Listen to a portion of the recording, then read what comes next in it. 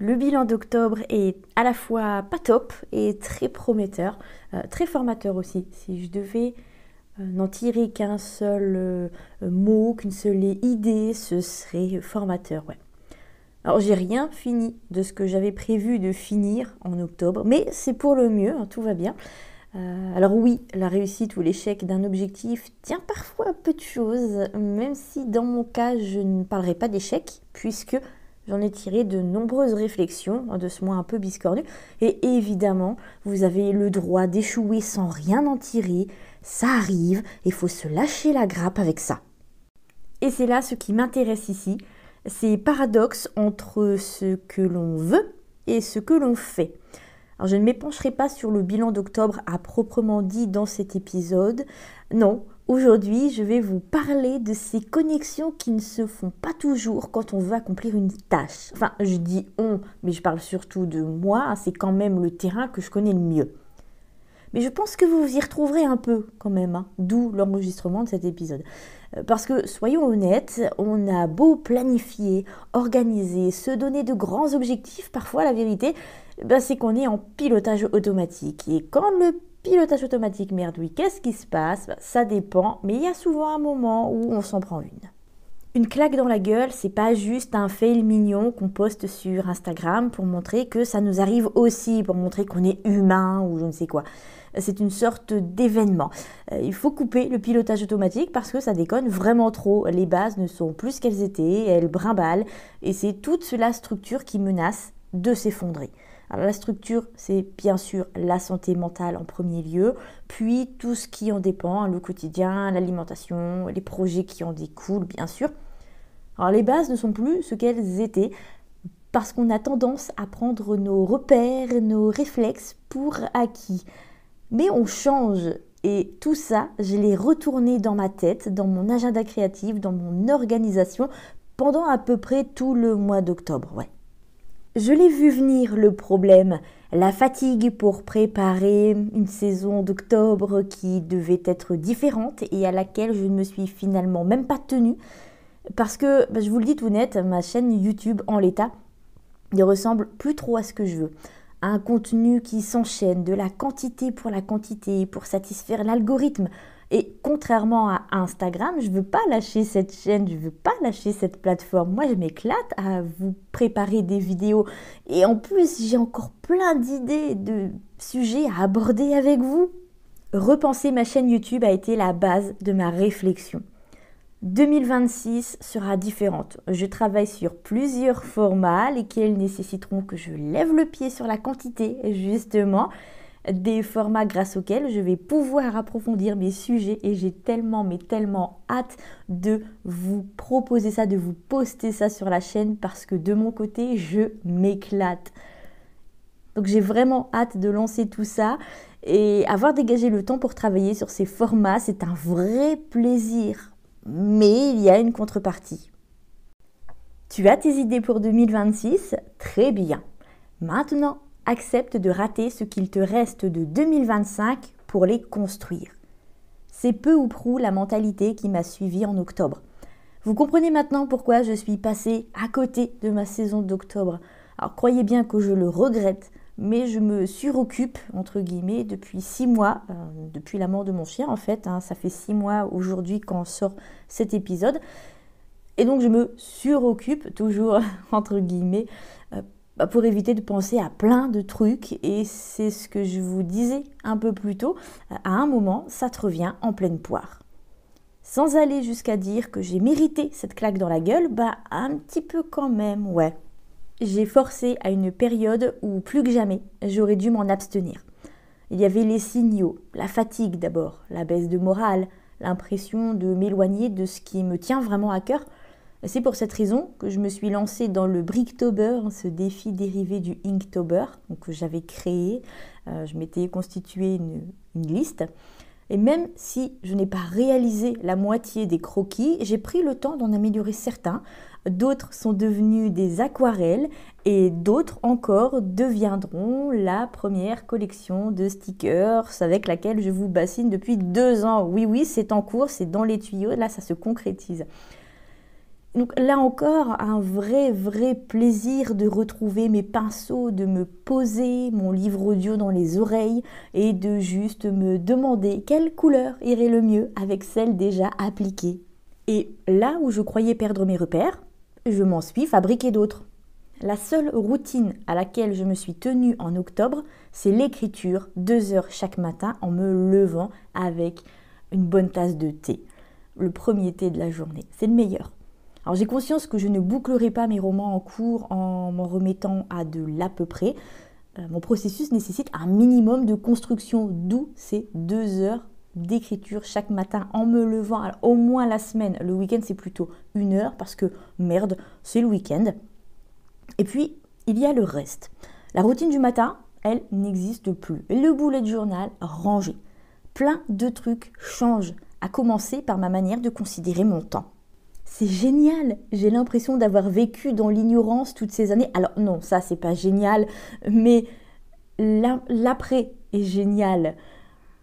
Et donc j'ai l'impression d'avoir vécu dans l'ignorance toutes ces années, à me cantonner à une routine, à un emploi du temps, à des horaires de bureau carrément, et à me limiter même, oserais-je dire. Je ne ressens plus cette notion de contrainte quand je m'installe pour travailler, pour tourner une vidéo, pour la monter, pour enregistrer cet épisode de podcast. D'ailleurs, vous avez remarqué, on passe en full audio, plus de vidéos pour ces épisodes de podcast. Et ce sont des tâches qui me donnent d'ordinaire beaucoup de plaisir. Et je ne comprenais pas pourquoi c'était devenu différent. Je me suis posé la question, sans filtre, qu'est-ce qui a changé ? Je travaille sur l'Hippopotame des neiges depuis 2021. Je suis La nuit qui s'en vient, mon autre roman de fantaisie, m'occupe depuis 2022.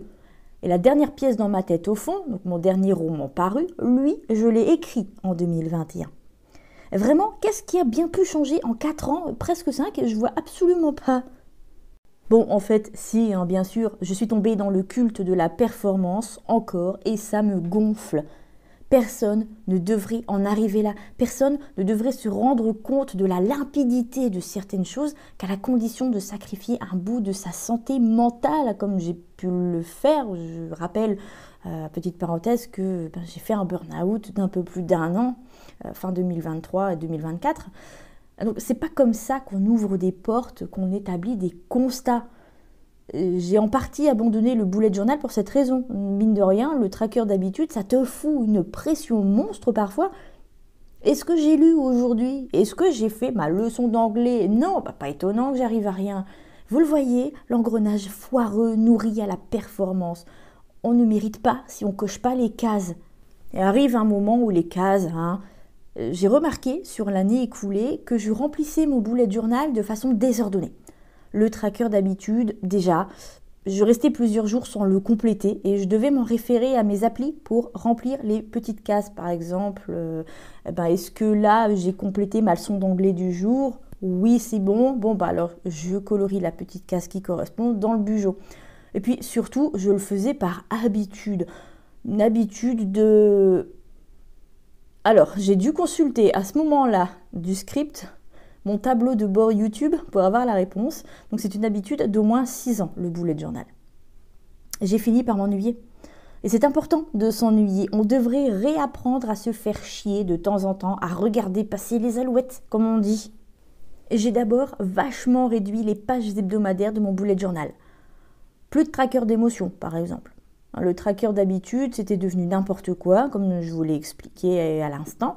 Les doubles pages de la semaine, ce qu'on appelle les spreads, pareil. Je n'y notais presque plus mes tâches. Et je pense que ça a été le second déclencheur. D'abord, il y a eu ma chaîne YouTube, la repenser, réfléchir à de nouveaux formats. Alors ça, c'est en cours et c'est excitant. Puis, il y a eu le bullet journal, le fait que je n'y revienne plus ou moins une fois par jour, qu'il me devienne inutile en fin de compte. Et cet arrêt du bullet journal a contribué à revoir ma façon de considérer mon temps, à me demander si vraiment je voulais continuer à m'imposer des horaires de bureau alors que je bosse à mon compte depuis 10 ans.